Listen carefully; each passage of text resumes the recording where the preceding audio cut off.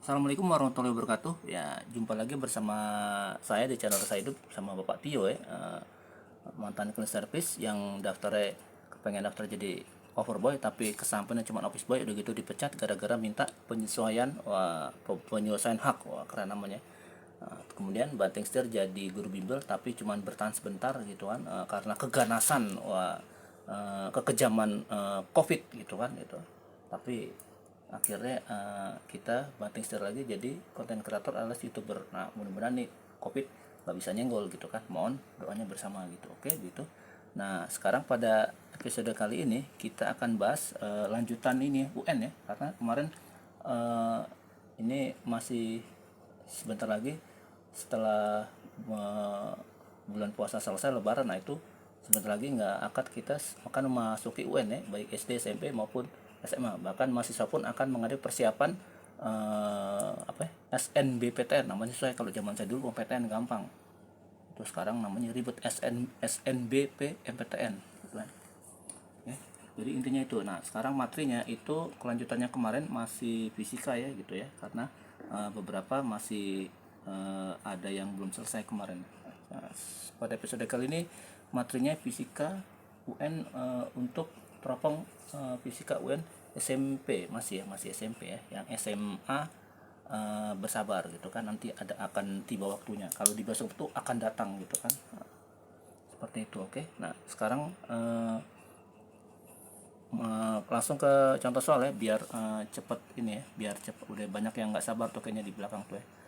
Eh, suatu gandul suatu bandul, atau bandul ya, jadi kayak apa, kayak kalau anda pernah menghipnotis atau dihipnotis orang ya, itu pasti suka ada gitu ya. Jadi ada kayak gambar eh, jarum pentul gitu kan. Nah, itu yang bulatan-bulatan bawahnya itu bergetar gitu ya. Nah, itu kira-kira seperti itu bandul ya. Nah, itu kalau yang pernah menghipnotis atau pernah hipnotis pasti ingat gitu ya. Walaupun kadang juga hipnotis itu suka kayak apa, obat nyamuk gitu muter-muter gitu ya, seperti itu. Tapi ini modelnya bandul. Jadi suatu bandul bergetar 40 kali ya. Jadi bergetar 40 kali. Nah, hitungan satu kali getaran itu, perhatikan ini dari sini dia bergetar ke sana. Nah, terus balik lagi ke sini. Nah, jadi dari sini ke sini seret. Nah, itu bergetar satu kali. Atau kalau misalnya mulainya dari sini ya.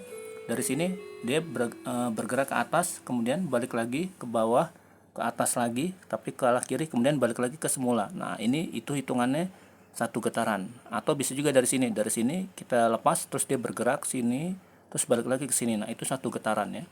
Itu satu getaran seperti itu ya.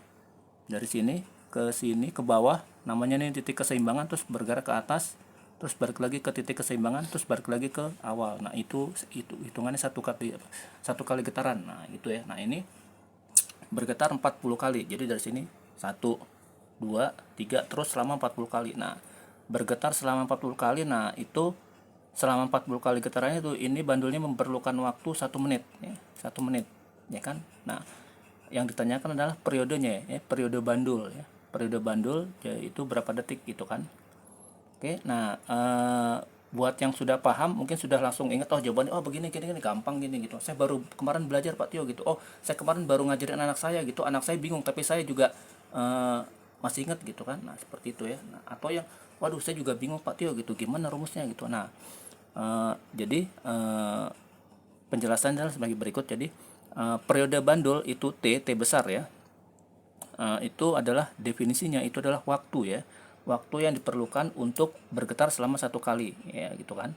Tadi saya udah jelaskan ya, bergetar satu kali itu seperti apa, dari mana ke mana gitu. Nah, itulah yang disebut periode ya. Jadi periode waktu itu waktu yang diperlukan untuk melakukan getaran selama satu kali. Itu adalah itu getaran itu. Bagaimana kalau ada orang yang linglung gitu, dia wirawiri kan ke sono bergerak sana sini gitu kan, nggak ada tujuan. Nah, itu berbeda. Kalau orang linglung itu dia bergerak wirawiri kan, tapi dia tidak melalui suatu titik keseimbangan. Dia kan bergeraknya suka-suka, antar ke depan, ke belakang, ke samping kiri, ke samping kanan, dia nggak jelas gitu kan.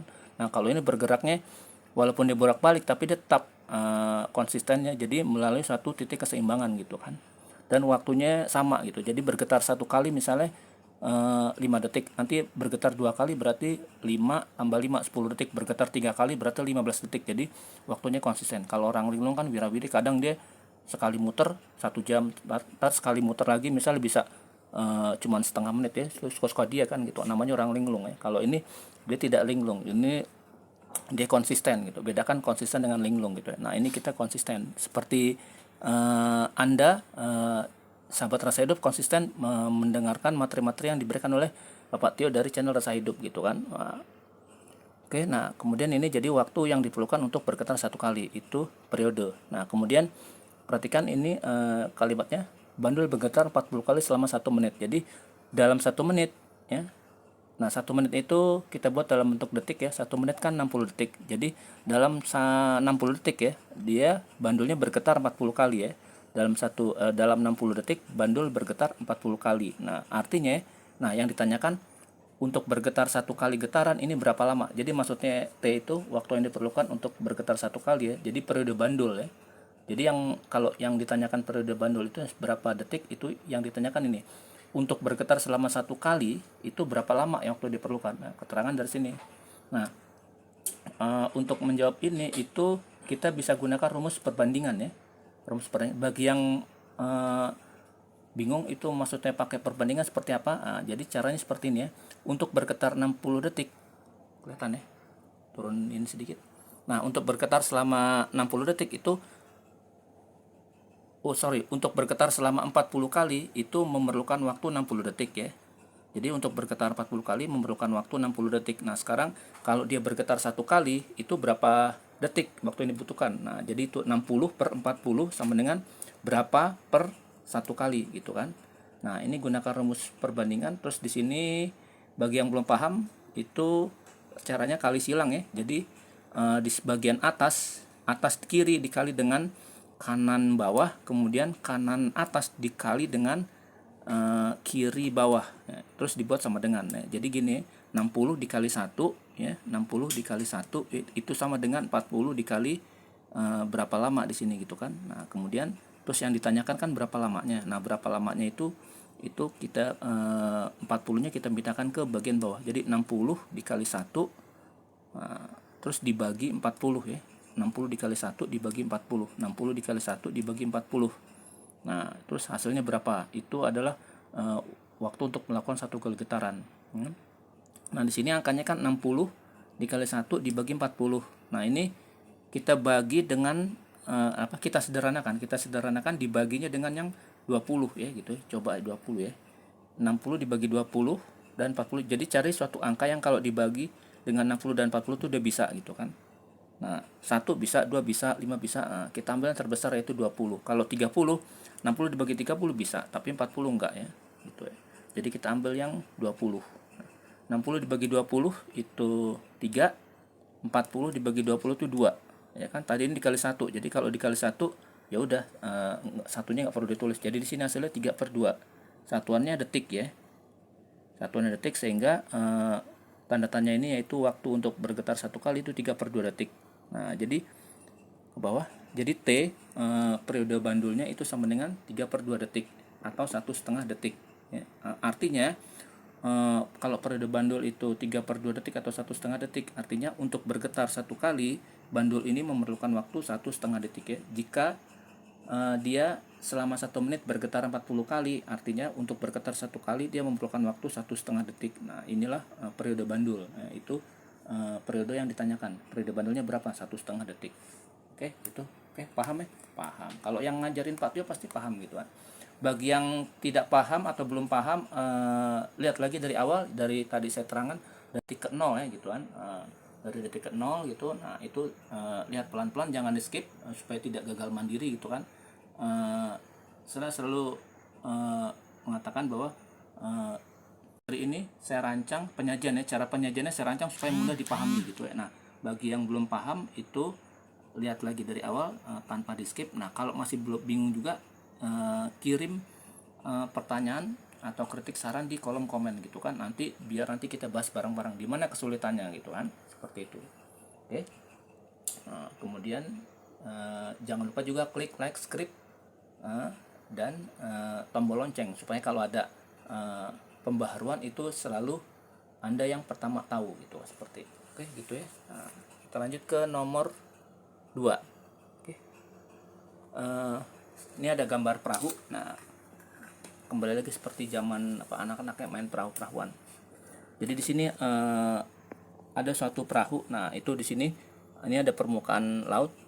Ada permukaan. Nah, ini ada keterangannya di sini dasar laut. Jadi di sini kita ingin mengukur kedalaman laut ya. Jadi kedalaman laut berapa gitu. Nah, kalau kita terjun langsung ya itu sangat berisiko sekali karena kita akan mengalami suatu tekanan air ya.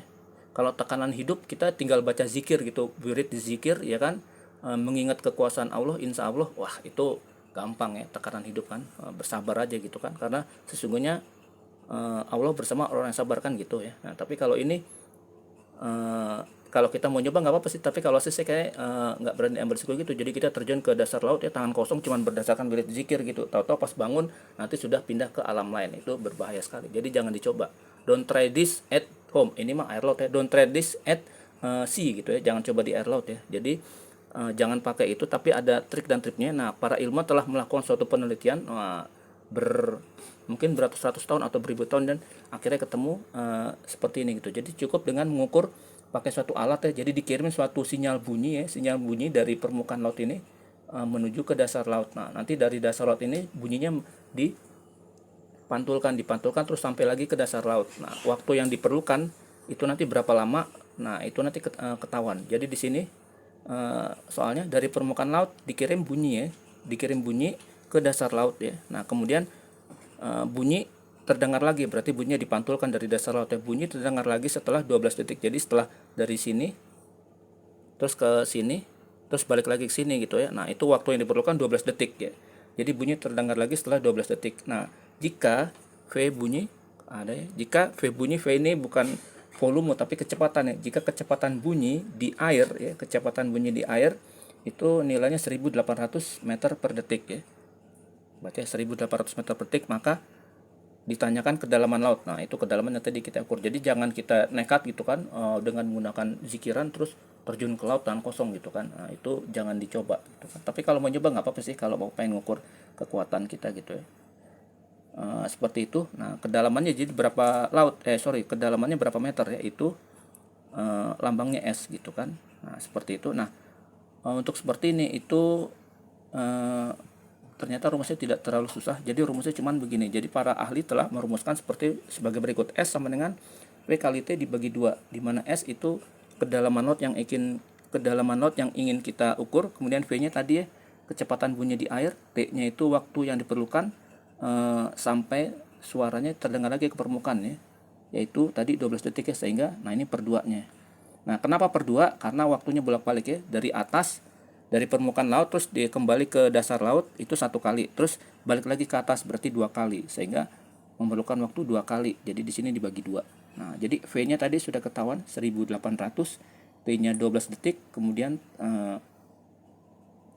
dibagi 2 ya, dibagi 2. Nah, di sini kita bisa nulis 1800 dikali 12, kemudian hasilnya dibagi 2, atau bisa juga dengan trik 12 bagi 2. 12 bagi 2 ya kan, kemudian itu hasilnya 6 dikali 1800. Atau bisa juga dengan cara seperti ini, 18 dibagi 2 ya. 18 dibagi 2 itu 9 ya. Nah, kemudian ini dikali 12. Nah, di sini kan 00 itu berarti 100 ya. Nah, kita pindah ke kanan ya, di sini ya, kebaca ya 100 ya. Jadi di sini 9 dikali 12 dikali 100 gitu kan. Nah, saya pernah memberikan rumus perkalian khusus 9 ya. Bagi yang lupa, saya ingatkan kembali. Jadi rumusnya ini ya, 9 dikali AB hasilnya adalah 3 digit ya. Jadi digit pertama di sebelah kiri itu berarti ratusan, yaitu A. Digit yang di tengah itu berarti puluhan, yaitu jadi 9 dikurang dalam kurung A plus 10 min B. Nah, kemudian di bagian kanan itu satuan itu 10 min B ya, gitu ya. Nah, di sini kan 9 dikali AB. AB-nya di sini tadi dari soal itu 9 dikali 12 ya. Nah, yang kali 100 bagaimana Pak Tio? Yang 100-nya itu sementara disimpan dulu gitu kan. Nah, jadi di sini 9 kali 12 dulu. 9 dikali 12 berarti AB-nya 12, A-nya 1, B-nya 2. Jadi hasilnya adalah A. A-nya kan 1 ya. Berarti di sini 1. Ya kan? 1 gitu kan. Nah, kemudian yang di tengah itu 9 min A plus 10 min B. Jadi 9 dikurang A, A-nya 1 ditambah 10 min B. B-nya 2. Jadi 10 min 2, ya kan? Nah, kemudian yang sebelah kanan satuannya 10 min B ya. Jadi 10 dikurang 2. Oke, nah satunya langsung kita tulis ini 10 dikurang 2 8, 8 ditambah 1 9, 9 dikurang 9 0, 0. Kemudian di sini 10 dikurang 2. Nah, 10 dikurang 2 itu 8 ya. 8, sehingga hasilnya 108 atau 108. Nah, itu 9 kali 12 hasilnya 108. Nah, pindahkan ke sini kelihatan. Nah, 9 dikali 12 tadi kan 108. Nah, terus tadi di sini ada 100 kan. Nah, ini 100-nya gabung ke sini jadi 00 ya. Jadi 108 tambah 00. Jadi 108 00 atau 10.800 ya kan. Nah, 10.800 ini. Nah, itu apa itu? Nah, 10.800 satuannya meter ya. Nah, jadi inilah kedalaman laut yang ingin kita cari, yaitu tadi 10.800 meter dengan cara tadi S sama dengan V kali T per 2. V-nya 1.800, T-nya 12 dibagi 2. Anda bisa ngitung tadi 1.800 kali 12 itu baru dibagi 2, atau 12 bagi 2 terus dikali 1.800, atau seperti yang saya tadi 18-nya dibagi 2 dulu sehingga hasilnya 9. Nah, 9 masuk ke dalam perkalian khusus 9 ya, sehingga lebih mudah untuk dihitung ya. Jadi hasil akhirnya 10.800 meter. Ya, itu kedalaman laut yang ingin kita cari ya. Oke, mudah ya. Sekali lagi, soal ini saya rancang untuk mudah dipahami gitu kan. Nah, tapi bagi yang belum paham ya, nonton lagi dari awal, dari yang nomor 2, jangan yang nomor 1 ya. Tapi kalau mau paham full nggak apa-apa dari nomor 1. Nah, nonton dari nomor 2 terus jangan di skip gitu, supaya tidak gagal mandiri atau gagal paham gitu. Oke, seperti itu. Bagi yang tidak paham atau bagi yang bingung, jangan lupa tekan tombol like, script, sama kirim pertanyaan di kolom komen gitu kan, supaya nanti ketahuan kesulitannya di mana gitu, nanti akan kita bahas bareng-bareng gitu. Oke, begitu. Jangan lupa ya, ini free gitu ya, tidak perlu bayar gitu kan, ini gratis gitu. Pembayaran cukup dengan nggak usah transfer ya. Kalau ada yang bilang transfer uang sekian gitu kan, nanti bimbel online base sekian transfer, nggak usah itu modus, atau harus download aplikasi gitu kan, biar nanti gini-gini. Jangan, saya pernah nyoba isinya iklan mulu gitu kan, jangan mau gitu kan. Seperti itu, free aja gini gitu kan, nggak perlu download aplikasi gitu kan, seperti itu. Jadi hanya tombol tekan-tekan tombol aja gitu ya. Terus jadi materi ini ketika masuk ke rahasia hidup itu, setelah dibahas sama Pak Tio, itu menjadi mudah ya, mudah untuk dipahami gitu ya. Jadi tidak ada yang sulit. Tidak perlu menjadi jago matematik, tidak perlu menjadi spektakuler dalam matematika, tidak perlu menjadi hebat dalam matematika ya, tidak perlu menjadi paman gitu, bahkan menjadi bibi, ponakan, menjadi anak-anak juga bisa gitu kan. Yang penting kita mau memahami, mau mengikuti tips dan trik yang dibahas di channel Rasa Hidup bersama Bapak Tio gitu. Semua bisa gitu, tidak harus ini itu gitu. Oke, begitu. Mudah-mudahan ini bermanfaat untuk orang tua murid yang selama ini kesulitan memberikan pengajaran kepada anak didiknya gitu kan, diajarin loading mulu gitu kan, seperti itu. Nah, dan anak didik juga mengalami manfaat ya, karena untuk bisa digunakan untuk persiapan UN gitu ya, seperti itu. Dan juga bermanfaat untuk tetangga kiri kanan, di depan belakang atas bawah, bermanfaat untuk makhluk yang ada di 8 penjuru mata angin, bermanfaat untuk makhluk yang ada di darat, laut, dan udara, bermanfaat untuk jagat raya beserta makhluk yang berada di dalamnya gitu, bermanfaat untuk alam semesta beserta segala macam yang ada di dalamnya gitu, yang dikuasai oleh penguasa. Oke, begitu. Demikian, mudah-mudahan berguna. Terima kasih. Jangan lupa klik like, subscribe, sama tekan tombol lonceng ya, dan komen gitu, supaya ada pembaruan data ya. Oke, begitu. Demikian, terima kasih. Bila taufiq wal hidayah. Wassalamualaikum warahmatullahi wabarakatuh.